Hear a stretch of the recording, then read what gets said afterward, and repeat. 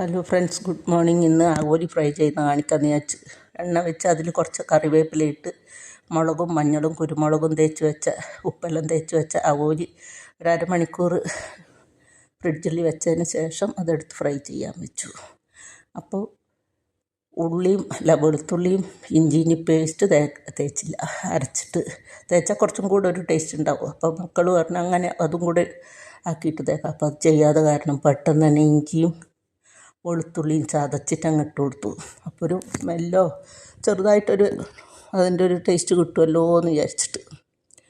പക്ഷേ ഞാൻ അരച്ച് തേച്ചതിൻ്റെ അത്ര ഉണ്ടാവില്ല, എന്നാലും ഏകദേശം അതിൻ്റെ നല്ലൊരു മണമെല്ലാം ഉണ്ടാവും.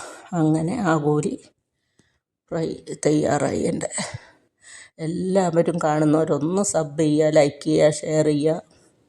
ഇതെല്ലാവരും ഉണ്ടാക്കുന്നത് തന്നെയാണ്, എന്നാലും ഞാൻ ഇന്നത്തെ വീഡിയോയിൽ അത് ഉണ്ടാക്കിയിടാമെന്ന് വിചാരിച്ചു. Okay, thank you.